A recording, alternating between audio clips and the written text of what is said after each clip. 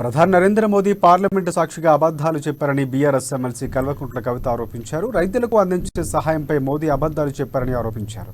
11 కోట్ల మంది రైతులకు నగదు సహాయం ఇస్తున్నారని ప్రధాని మోదీ చెప్పారని, కేంద్రం 3.87 కోట్ల మంది రైతులకే నగదు సాయం అందిస్తుందని కవిత పేర్కొన్నారు. ఏటా నగదు సాయం లబ్ధి పొందే రైతుల సంఖ్య కేంద్రం కుదిస్తూ వస్తుందని ఆరోపించారు. ఆమె మరి ఇట్లా సంస్థలు పడిపోతూ ఉంటే, బ్యాంకులు దివాలా తీసేటటువంటి పరిస్థితి వస్తూ ఉంటే, ఎల్ఐసి లాంటి సంస్థలు దివాలా తీసేటటువంటి పరిస్థితి వస్తూ ఉంటే, మరి ఎందుకు కేంద్ర ప్రభుత్వం ప్రధానమంత్రి నరేంద్ర మోదీ గారు మౌనంగా ఉన్నారనేటటువంటి విషయాన్ని మనం ఈ విషయాన్ని ప్రస్తావించలేదు. అంటే 10 లక్షల కోట్ల ప్రజల సొమ్ము ఆవిరైపోతే మాట్లాడనటువంటి వ్యక్తి ప్రధానమంత్రిగా ఉండడం అవసరమా?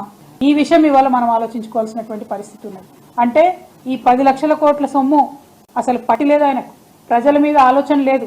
కేవలం ఆయన పారిశ్రామికవేత్తలైనటువంటి మిత్రుల మీద మాత్రమే ఆలోచన ఉందని ఇవాళ ప్రధానమంత్రి గారి ప్రసంగంతో తేట తెల్లమైంది. ఆయన 1.5 గంటన్నర మాట్లాడితే అనేకమైన విషయాలు చెప్పిండ్రు. ఇదివరకు పోయిన సంవత్సరం ఇచ్చిన స్పీచే సగం మళ్ళీ ఈ సంవత్సరం కూడా ఇచ్చారు. కాకపోతే ప్రజలకు సంబంధించిన అంశం మీద మాత్రం మాట్లాడలేదు. ఇవాళ సామాన్య ప్రజలు, మధ్యతరగతి ప్రజలు, దిగువ మధ్యతరగతి ప్రజలు, ఎల్ఐసి అంటే ఒక భరోసాతోని, ఎల్ఐసి అంటే ప్రభుత్వ రంగ సంస్థ కాబట్టి మనం పెట్టుబడి పెడితే ఎటువంటి ఇబ్బంది ఉండదని ఒక